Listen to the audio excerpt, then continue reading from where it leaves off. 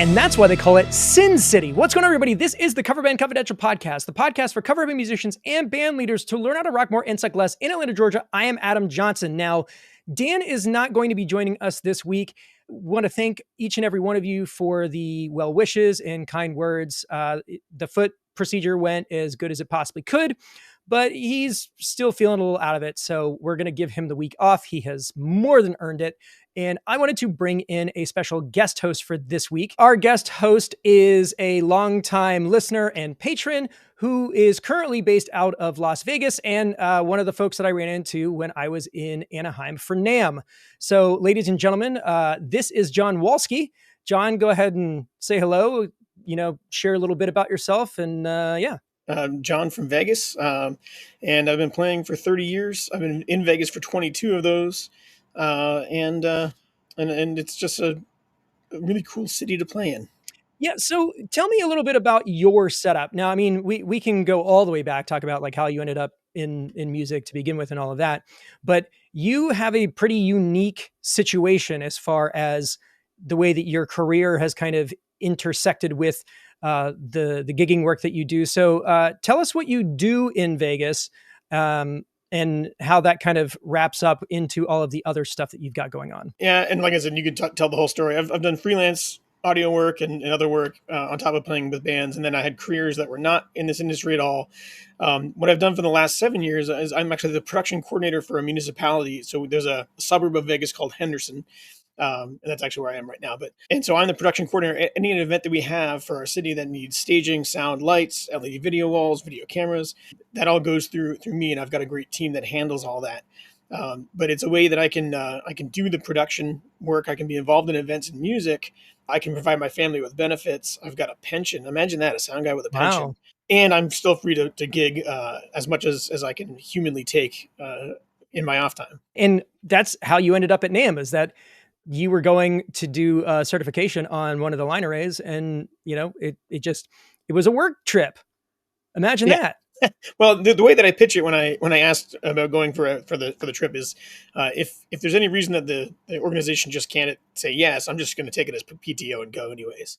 So I've been on and off for the last 16 years, going to the NAMM show. So how did you get into music in the first place? I mean, my parents were pretty musical. My dad plays guitar. My mom sings. They had a Christian folk outfit up in Canada. I was born in Toronto area, and so playing at church, they were always playing at church and singing. And I sang in the church choir when I was a male soprano. When all I wanted was for my voice to break, which it never really has. This is relatable, by the way. I was in the same boat. All the little old ladies just loved it, and I'm just waiting to become a man, And then I wanted to be a drummer. In our small town, drum sets were not easily available for cheap. That kind of got waylaid. We moved from Toronto to Maryland when I was like 11. I found a tape in our attic, and it said Steve Ostick's group. And Steve Ostick was the bass player in the Christian folk group, and we had done a reunion tour when I was a kid. And he was the only one on the tour that didn't have like his own kid, so he was hanging out in the back of the bus with us. And I just remember he was really cool, and he was the bass player. So I popped the tape in, and it was this amazing 70s rock, like Southern rock studio project. And because I knew he was the bass player, I started listening going, I want to do that. And that was it. It was off like a rocket. I bought my first P-Bass copy for $110. Eschewed homework for turning on the radio and learning the songs in the 90s. And that was it. I started playing in bands that were gigging almost right away. Like we had a chunk of like 3 months while we were building a band. We played a high school talent show. That band fizzled out. We reorganized, and we were gigging pretty regularly for 18, 19-year-olds in a very small town. And then at 20, it was funny. I was at a university talent show, and I was going to play guitar with a couple of gals from high school. And there was a pit band that was playing in between the acts while they were switching things over. And there was no bass player at the dress rehearsal. And I sat in with them. The guy's like, "Hey, you want to come play with us?" "Sure." And then he said, "You want to come play with us for the show?" And they already had a bass player. He showed up for the show, but he just handed me another guitar that was, just plugged into the other input on his Fender amp. And I was really more of a bass player at the time. I was just kind of chasing them around. And 3 months later, they were like, "Hey, like we need a bass player. You want to play?" And I got into the bar scene and started realizing you could make money. Maybe not a ton at that point, but you could cover gas and food. And then that was it, off to the races. So how did you end up in Vegas after all of this? So I was playing like 5 nights a week during the summer season in Ocean City, Maryland. Had a day job, but I was making almost as much money during that period of time as I was on my day job. So my wife and I got married. We were gifted a trip to Vegas for a honeymoon. And we were staying at the Excalibur, and our room was not facing the Vegas Strip, so we were facing the valley. And one morning we kind of looked out on the valley, and we went, people just don't realize that there's like a city here, and it's not just the debauchery and whatever goes on at the Strip. And we started looking into Vegas itself, and then, not to get too spiritual, I felt called that Vegas is where I was supposed to go. And I can't prove that. Nobody can contest that. I just know that every time that I asked, and I didn't ask to say yes or no, I just said, tell me what's right. The answer was go. And so the idea was that I was going to do music full time, which would make sense. When I moved to Vegas, I talked to a lot of guys who had been doing it a long time for a living. And basically they all kind of agreed and told me, like, if you love music, probably don't want to do that. It was a different time in 2003. There were the guys that ran the rooms, that booked the rooms, told you what to play. They told you what to wear. You had to have a little gal up front shaking her tambourines, whether she could sing or not. And it was really the way that I put it. And I don't mean to like put anybody down who was playing at that time. You were doing it. I wasn't. There was a level of mediocrity that had to be met. And then when you think about the situation, it makes sense. If I'm playing in a band and we're just rocking out, and there's people at machines that are making the casino money, and the band is so good that they pull people away from those machines, that's not good for business, right? So the band is there just to entertain the people at the bar, but everything was either too fast or too slow. And it just wasn't like, once I heard from the people that were doing it, it wasn't where my heart was. Mm-hmm. And so I said, okay, cool. And I'll start looking around, and I'll find I actually found churches. I've been involved with churches since I was 18. Well, even before that, but I found churches that needed help on staff as the worship leader, and needed the technical help, and found jobs as crappy as some of them were, and found bands. Right. So for years, my wife would ask, do you still think this is where we're supposed to be? Because I didn't end up playing music, and we're 2,800 miles away from our family in Maryland. And I just have to say yes. I really feel like this is where we're supposed to be. I mean, it's been an amazing long ride, and I've done everything from the pub circuit here to now I'm more involved with some of the strip venues, which we can talk about a little bit later. But inside this market is multiple markets, which happens everywhere. But you have to set your scopes on what do you want to do in Vegas. So after I said I'm not going to play on the Strip, I just said I'll find a band of guys that I like to play with. That's always the best situation. And play the pub scene, which is the non-tourist scene that's around away from the Strip. And man, we played every weekend night for years and years and years, and had a great time doing that. So that, that part of the industry and the market was a ton of fun. And now I'm just involved more heavily in the other part of the industry that's here. So what you're saying is, in order to break into Vegas, you should start playing at churches. That's a really interesting, career path. It's a bold strategy, Cotton. Let's see if it pans out. But it did. Right. But yeah, that's a really interesting perspective, that, being in a place like this, because tourist places are all unique, but all kind of the same. The fact that there's just work to be had all over the place, but there's certain rules for every city and every venue and every kind of gig that you have to be willing to, put up with in order to make it happen. So the fact that you started, the way that you ingratiated yourself into the local scene is by playing through churches, is just, that's fun. It's a fun little tidbit in the story.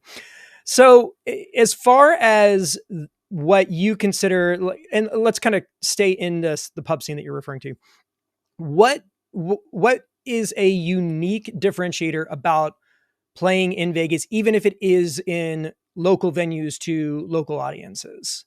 I think it's, and like, not to put any other scene down, I think it's the caliber of folks that might come in, right? We would be playing, and we were a solid act. I'm not going to say we're better than anybody, but we were a really solid product. But we would have folks come in that did play on the Strip that we just knew from other gigs and things like that. And so the cool thing about Vegas is that you might be playing a gig, and then this guy comes and he's just, and then at the end of the song, it's like, hey, that's the guy from Mystère with Cirque du Soleil. And that was Bruce. Bruce was awesome. And he literally came down with the first Cirque show and had like a 15, maybe longer run with Cirque. So it's kind of cool because it's like kind of like Nashville in that way, Hmm. where you can be in, any old honky tonk, and you might look up and go, "Oh shoot, that's Aldine," or whatever. In Vegas, you might not know who they are because there's so much entertainment on the strip, but there's always the possibility that somebody might pop in. Hmm. Besides that, I mean, the scene, if I compare it directly to Maryland and here, the bar scene is really like quite the same. Yeah, I guess the idea being that there's probably like a bigger industry crowd as far as like people who are working in nightlife and that kind of thing. So are there different like peak nights, nights that typically go off bigger than like your standard Friday, Saturday kind of deal? In the bar scene, no. In the bar Okay. scene, you're still Friday, Saturday is the money. You might have some luck on a Thursday, but again, it's very comparable to the any other scene. If you were to look at the other scene, that's a different story. It pops off like every single night, but Right. and like I said, it's very much the same. Like I could literally say gigging in Ocean City, Maryland, or Lewis, Delaware, wherever we used to go to. Um, it feels very much the same as gigging in the off strip scene here in Vegas. Gotcha. Now, tell me a little bit about your current setup because you're playing with a couple of groups and you were talking about doing production on strip, but like what are your current gigs? Like how many nights are you playing currently and in what different groups? What are you guys covering? So I'm playing every Friday night. We have a steady gig at the Venetian. It's a strip gig, doing the live band karaoke. Nice. That product is super easy to sell. I think the bars like it because of the engagement. We have a little setup with little extra monitors that we take out. I can take live band karaoke anywhere, so we've started taking that to some of our other places, which means that we just get booked more frequently. Right, Hmm. so they'll do the '90s. So the band that I'm in, we call ourselves Class of '95. That's a '90s band, '90s rock band. Um, and then we kind of use the same name when we do the karaoke. I'm start trying to brand it as hashtag that's my band. So not Hmm. necessarily a band name, but like a hashtag that people can use for social media. So we'll see if that idea takes off. And then a Class of '95, we're probably booked like a couple times a month around that. This month for February, we've got two straight Class of '95 gigs. We've got a karaoke gig. We actually have an original gig. Uh, and we have a new place that we're playing that's just outside of our valley, and that's Saturday night. It's a country bar, but they want to try doing a rock night. And so, what better than to bring '90s rock and rock their faces and see how that goes? So, Nice. but yeah, so on average, and then the other side of it is that I do production work as well. So my schedule is typically like Tuesday or Wednesday through Saturday nights. I'm doing gigs that are not my day job, Hmm. and so that means I get home from the day job, take a nap, go to the gig, get home, take a nap, and then rinse and repeat. So yeah, my dance card is pretty full, whether it's doing sound or playing with the band. And when you're doing production gigs, are you in charge of the room? Are you running front of house for a specific act? Like how does that dynamic work uh, in a place like Vegas, or is it venue to venue? A lot of it's venue to venue. Some places have a house guy. In this case, there's a booker, right, who books all the acts, and he has at this time 3 or 4 venues that he books for, right? And so typically you won't book around the booker, so they're kind of his rooms. He also has a handful of sound guys, and he's only got 5 sound guys maybe that he trusts and that he Right. wants in his rooms. I have my regular space on Wednesdays. I'm at the same place every week, unless they absolutely need me somewhere else. Um, and then he has kind of guys that are the same at different venues. But again, that calendar, when you look at the calendar, there's a lot of movement around for people needing days off and things like that. So I actually work for the booker. Okay. So I kind of like I don't work for the band, I don't work for the venue. Um, I serve the booker. I serve his needs, and obviously the room and the experience is all one part of it.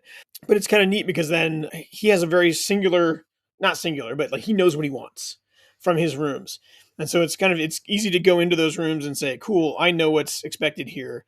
Um, if you're not the house guy, if you're not the guy that's there every day, but we also do kind of run the room, right? So if the manager comes up to us and says like, sometimes they want more fast songs. Most of these rooms are rock oriented, so that's usually not a problem.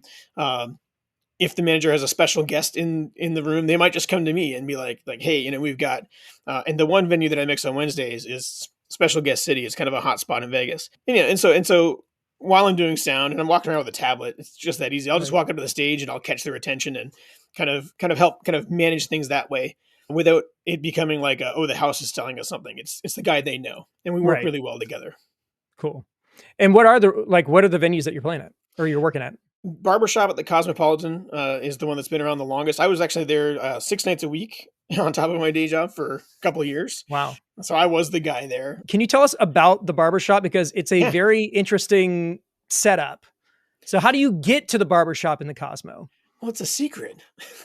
No. Yeah, but if people want to see what's going on, or they're planning a trip to Vegas, do they want to know where the places to be are supposed to be? So No, they definitely want to go to the barbershop. Yeah. So yeah. you definitely call and make reservations. So go to the website and make reservations. But you go to what is a 3-chair barbershop.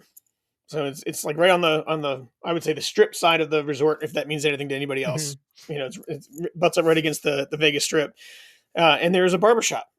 And so you wait in the line, you know, with the ropes and everything, and they let you in, and there's the barbershop, and then you go through a door, and the door might be labeled, you know, janitor, and then in that little foyer there, that's the French Canadian coming out.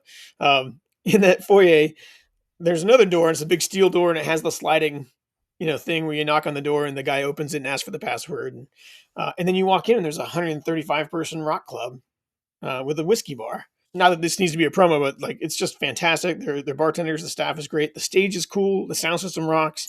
And the bands that Ben is booking are all super solid. Like it's always going to be a good night of entertainment there.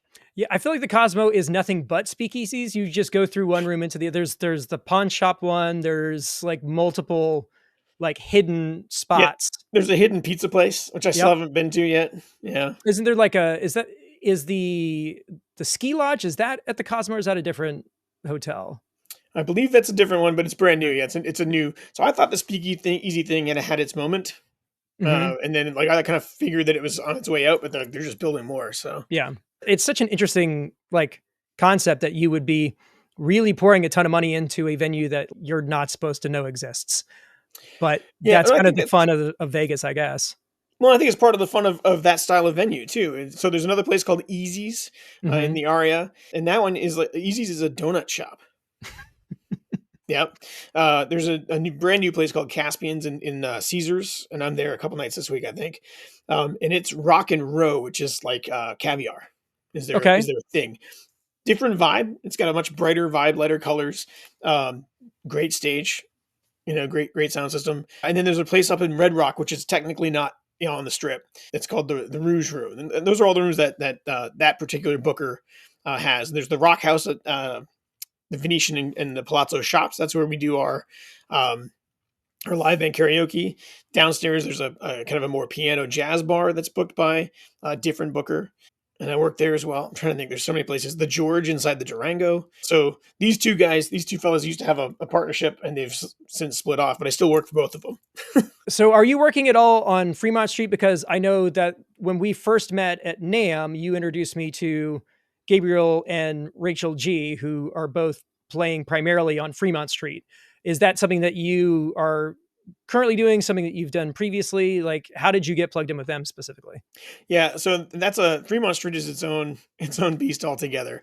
It's got its own management and how they run things and how they guide and instruct the bands there.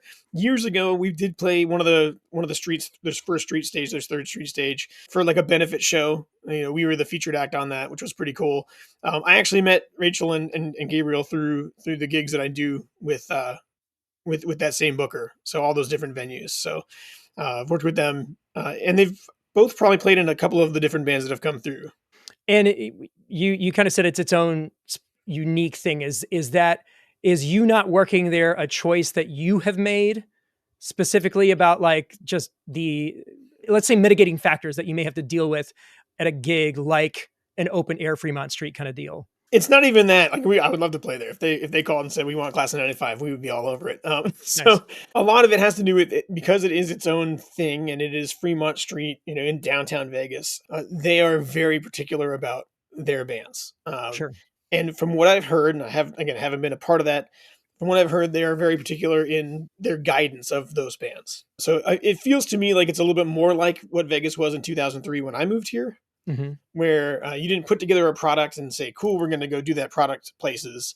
It was that you put together a product, and then there was another factor of informing and guiding your decisions and things like that. So it's not like, in my opinion, from what I've heard, it's not the same as having your own band and just kind of doing your own thing. It's like this is an established thing that you are auditioning to be a part of. Yeah. It's not like building your own thing from the ground up. Yeah. Yeah, I've definitely been involved in things like that. It's not very fun. But that's just me. I'm the wrong kind of person to just fill a spot. Yeah, dude, I've done gigs. I've done the fill a spot gigs.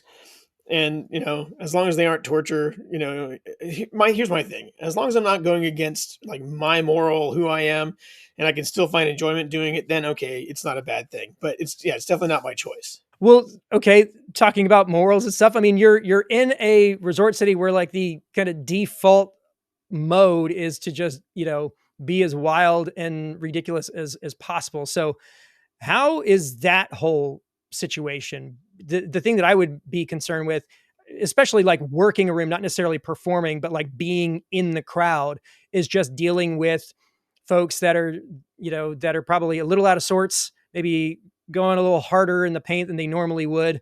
What is that? What is that like? That sounds scary to me personally. I've had my shoes puked on more than once. Yeah.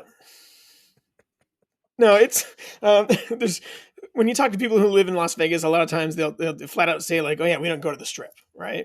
Right. Because it is this insular thing. It's its own thing. When you work in it, especially when you're working in it like a lot, you just kind of get numb to it. Like it doesn't affect you as much unless there's danger involved, right? I'm not security when I'm working the venue, but I'm scanning everything that's going on. I'm alerting security. All these rooms do have a bunch of big guys who are security. And they're all very good. And the customer service aspect is there. They're not like your old school, a bunch of bouncers are going to beat you up. But if they need to get you out of there, they get you out of there pretty quickly because you're affecting everybody else's experience. And so safety is really top of mind. People do like to, on the plane ride into Vegas, say, Vegas can't handle us. And then after one night, they show that they really can't handle Vegas. Yeah. But that's fine. I think that's the joy of the place. Like, I think it's there for that. As long as you're not harming other people, which again, the safety guards are there in the operations and the venues. Have your fun, cut loose. Maybe just don't be a total jerk. But like, if you can't do it where you're from, cool, do it here. That's fair. I thought you were about to say, don't try and do something you haven't done before. Know your limits or whatever. Well, all that's very true as well. Listen, Amber and I went to Vegas a couple of years ago, and we just did Vegas the way that we would do anywhere else. Like we were in bed by 10:30. We were just super low key. I mean, it ultimately, the city is whatever you want it to be. And, but we didn't see a lot of live music. We didn't go out and do that because frankly, that feels like work half the time. Well, and you've seen it I not to talk badly about my people, but like you've seen it. Like, yeah, you have very good bands in your market, So it's not like people came to Vegas to play in this market just because they're so much better. Yeah. It's another market, right? And so you might have bands that crush it where you are. Cool. There might be bands that are like super lucky to get the gig, and we have those here too, right? Yeah. So yeah, like you don't have to go and just check out music when you come to Vegas because like it's just a market like yours. It just happens to be in Vegas. Well, I'll do you one better because Amber's uncle used to play in Vegas. Oh yeah. Late 80s through like mid 90s. So yeah, there's a component of that too, where like her memories of Vegas were like sitting in, backstage at a casino that she wasn't old enough to be in, eating microwave burritos or whatever. So she's got more of like a PTSD kind of, feeling around those particular experiences. So yeah, we weren't necessarily going out of our way to go see live music. Now we stumbled on it, and I know a lot of really great players who have relocated to Vegas primarily because of the fact that they can work every night of the week and they don't have to travel. So I know that there's bigger productions like Raiding the Rock Vault, which is like pro touring guys that are now staying. You got guys like Blas Elias, who plays drums in Slaughter and Trans-Siberian Orchestra, but when he's not doing those two gigs, he is playing with the Blue Man Group in Vegas because it's a steady gig that he can make good money at, and he doesn't have to travel. So I know there's all different kinds of players in that town. It's just kind of trying to figure out like where you fit in. No, absolutely. And like even I haven't asked him if I'm cool to drop his name, but the booker that I worked for was the touring guitar player for Lifehouse for years, Mm-hmm. and then the bass player for Lifehouse, Bryce, has since moved to Vegas since the pandemic, and is playing in bands with Ben, because it's not only every night, it's year round. Right. So my big thing with moving here was because my season before was Memorial Day to Labor Day, Mm-hmm. and that was really cool. But as soon as Labor Day hit, man, we had all those bands and like a quarter or less of the venues. Yeah. And so then you go from 5 nights a week to a couple weekends a month, right? So Yeah, if you are doing it as a generator of income and not just for fun, mm-hmm. that really sucks. Yeah, I've been to Ocean City, and it is very much people are there when it's nice, and when it's not, they're gone. Yep. That totally makes sense. So thinking about where you are currently, is there a trajectory that you're looking towards, something that, things that are still on your list about playing, working in Vegas that you haven't done yet? Like where do you see, your career as far as music goes going in the next few years? The country bars are the big thing right now. Yeah. So we've got Old Red, we've got Jason Aldean's place just opened up. We've always had Gillies and Stonies. And really where I live musically is that Southern rock kind of country vibe. So in my spare time, right, I've been putting together a song list and getting my keys arranged to put together a Southern rock and country project. Nice. My original stuff is under Miss the Messenger. Mm-hmm. And it's just me. I write the songs and everything. And so I'm going to take Miss the Messenger and make it a viable product, and then see what I can do in that market, and that's a very touristy focused market. Oh yeah. And a lot of the guys that I mix and I play with are in that market. So hopefully that'll help at least find my way into that. And then there's all the original stuff, because Second Echo is an original project for our singer, who's also our drummer when we do 3-piece. He drums and sings, by the way. Okay.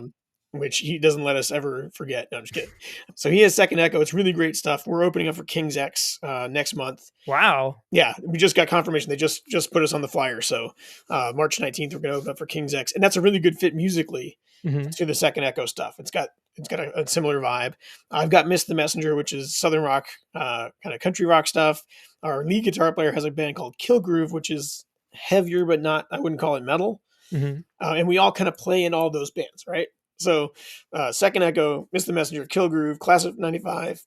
The idea being that like it's the same ingredients, it's just more of one in one project than the other. Yeah. Oh yeah. Yeah. And it's like literally put that hat on. It's a different hat. What are we doing this time? Okay, cool. So maybe not the Petrucci 8-string, right? Yeah. That's the Kill Groove guitar. Maybe he's got the Johnny Lang, telly. Yeah. Things like that. Yeah. Different person's the creative engine in each of those projects. Yeah. That's cool. Because, being in a situation where like everybody gets to kind of flex that particular muscle in a version of the thing that you're doing, that's a really cool concept. I like that. I think a lot of times you play in cover bands and you don't really know what people like, right? Like you get in a cover band, you agree on a song list, and maybe you back burner some stuff, or you put the kibosh on stuff. Usually under the guise of it's not really working for the crowd or whatever. My old band, Nasty Habits, was classic rock and blues, and we literally just kept the back burner list. If you just didn't feel like playing a song anymore, we're not going to force you to play it. So that product was all about like, we want to enjoy the music too. But then we had this great back burner list that if somebody threw cash down on the stage and asked for a song, we just look at the person that had put it on the back burner and be like, "Are you cool with that? It's $100 for Mustang Sally. Let's go." So, and we play Mustang Sally.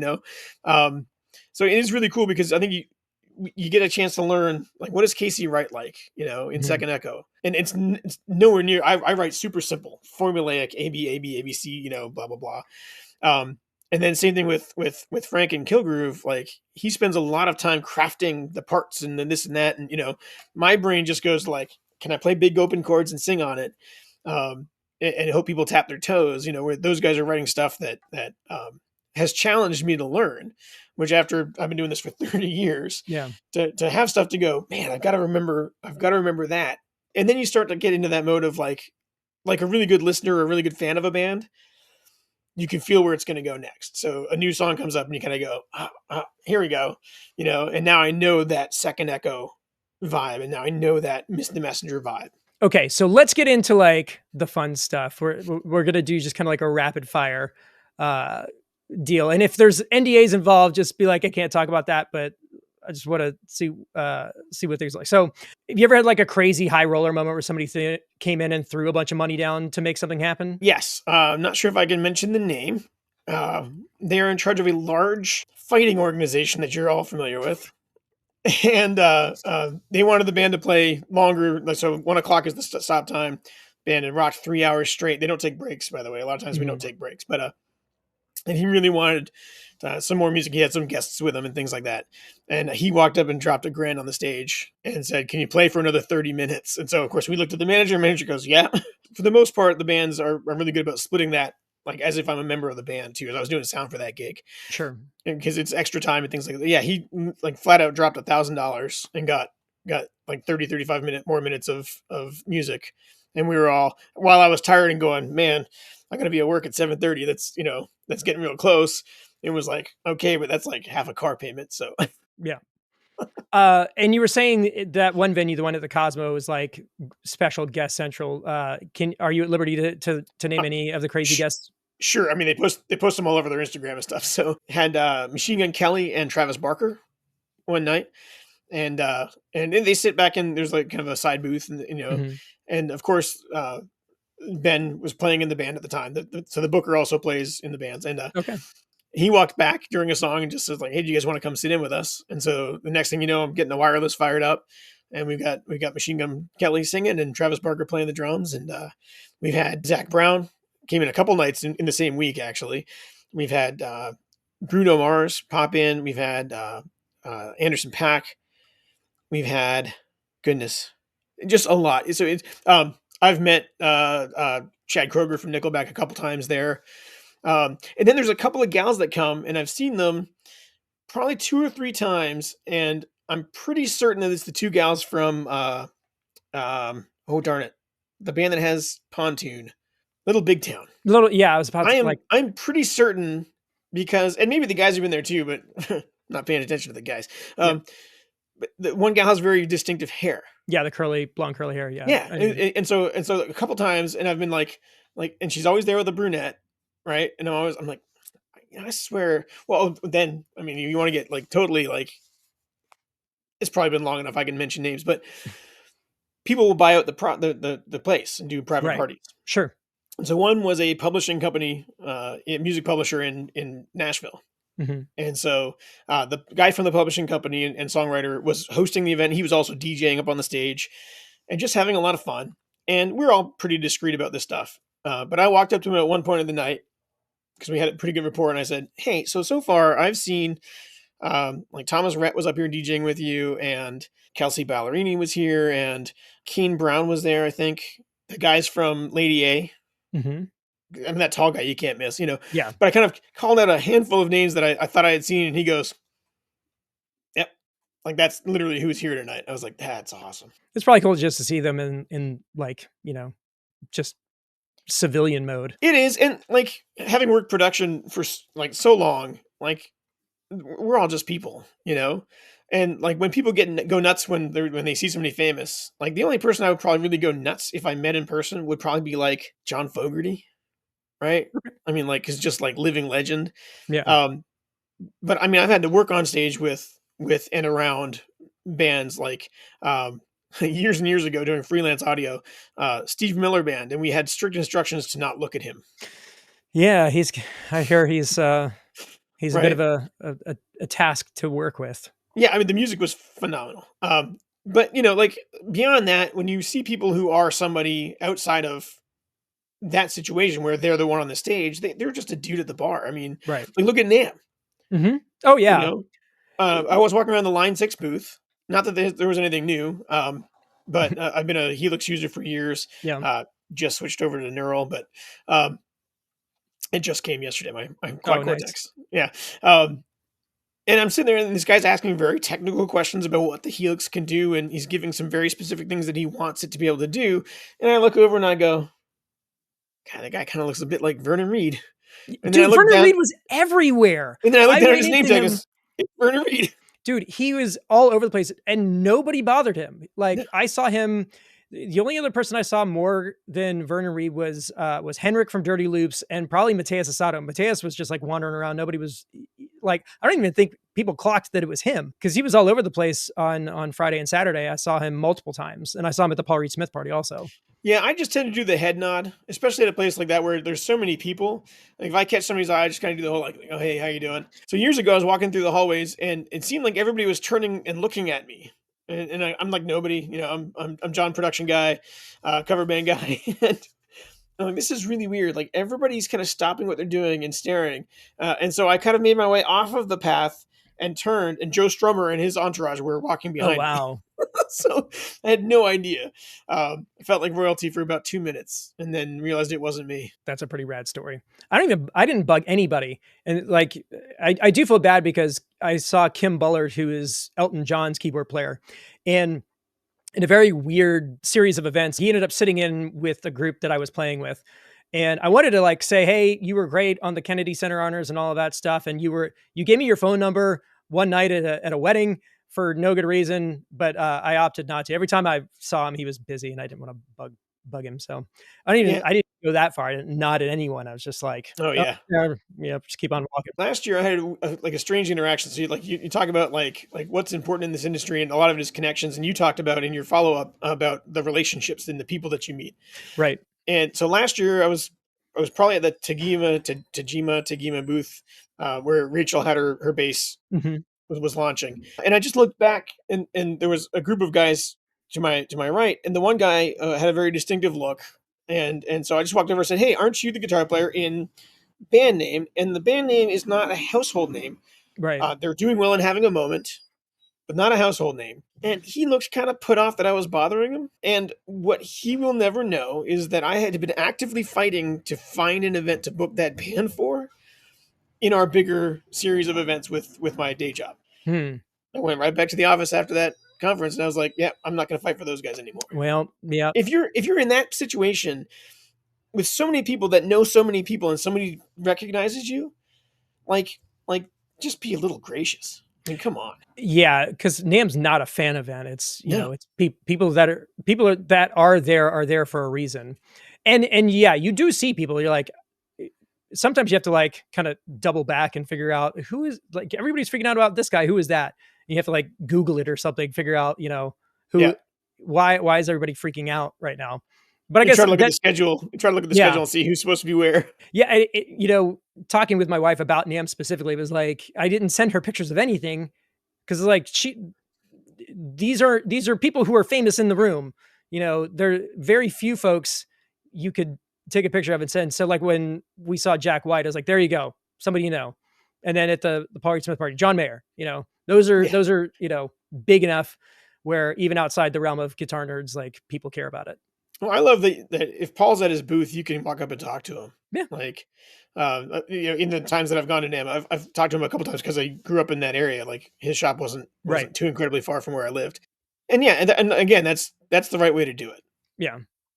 Always try to like, yeah, I mean, just treat people like people and yeah, don't treat people like jerks because you can lose business that way. So try not to. Oh yeah. Oh yeah. All right. So craziest thing that you've seen at a gig, either in the crowd or from the stage? Yeah. So we were playing. We had this. We had a monthly, like one weekend a month at this pub, and I can say the name because they're closed now. Spanky's Pub was our joint. It was like our home stage for the classic rock band. Mm-hmm. So we were the only band that kind of brought production, like not just a box mixer and a couple speakers. We brought subs and tops. We brought light trees, the whole 9 yards. We were there for 3 hours beforehand to get going. So we get in the place and we start loading our gear in. The stage is basically set. We're going to start doing our sound check. And these guys come in. It's a group of 4 or 5 guys with a couple of ladies from a gentleman's club. Professionals. Or at least freelancers. Yeah. And basically the guy said, here's $200 if you could play 30 minutes, like start your stuff now for these girls to dance to while there's nobody here. And so we basically got to be the entertainment for a bachelor party well, half the entertainment for a bachelor party. Um, um, Okay.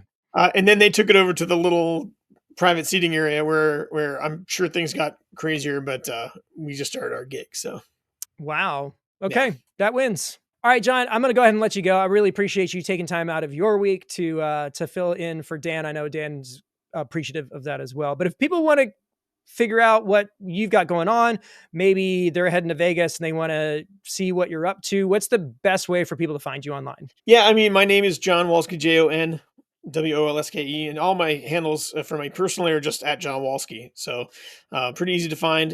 You can go to that's my band on Instagram, which is where I'm trying to focus my energy on for the karaoke product, if I can remember to. And that's kind of it. And pretty easy to find. You can Google me too. I'm very Googleable. I had a career that was completely not involved in the industry, where I traveled and did keynote speeches. And so right now, I think the top 5 or 6 pages, the top Google results are all relevant to me, even if they're years old. So very Googleable. I don't know what that's like. There's so many Adam Johnsons that have done more interesting things than I have. What, like the guy who got murdered in the middle of the hockey game? What? Yeah. Did you not? You should Google that. Look up Adam Johnson hockey. It's wild. It has nothing to do with what we've been talking about, but it's something that's an offline conversation for later. Another thing about John that is really unique is that I knew about John well before he became a patron. He was a guy that was very active in social media and stuff, like sending us emails and asking questions and stuff. So much so that by the time he had actually joined the Patreon, I had forgotten that he wasn't in it already. So, if anybody can speak to the benefits of, the Patreon community and that kind of thing, John's always in there adding really good advice, when we're talking about like sound stuff, like recommendations for gear and stuff. John is that guy. Well, can I tell you the funny story about that? Yeah. Because I listen to you guys when I'm driving to and from gigs on the Strip, basically. Like, it's I just love popping it on, and you guys are there, and it's always good stuff. And then every time that I would hear Schulte's plug for the Patreon, I'd be like, I got to do that. But it's 2:00 in the morning, and I'd get home, I'd take a shower, I'd go to bed, and I would just forget. So the one time that I think I don't know if I signed up that night, but like when I finally realized, like, I keep saying I should do this, let me do it. And then I was surprised that I hadn't done it already, when I signed up. But that's why, is because it was like 2:00 in the morning when I got done with the show, and I'm like, I just have to get to bed. So I put it off way longer than I really wanted to. And it's been a great community. I love meeting all the different people there, and hopefully I'm helpful in there. That's my goal, is to be helpful. Absolutely. I mean, again, you're kind of like a go-to resource for specific things. So, the fact that you have a reputation in the group kind of speaks for itself, because you're in a group of exceptional people who are doing exceptional things. So the fact that you've got a reputation at all is pretty high praise, I would say. But again, John, thank you so much for taking time out of your day to do this. If you like to support the show, you can do any of these things, but I'll go ahead and call it from this week. In Atlanta, Georgia, I'm Adam Johnson. In Henderson, Las Vegas, Nevada, I'm John Walsky. You've been listening to the Coverband Confidential podcast for the week of February, what is it? February 7th, 2025.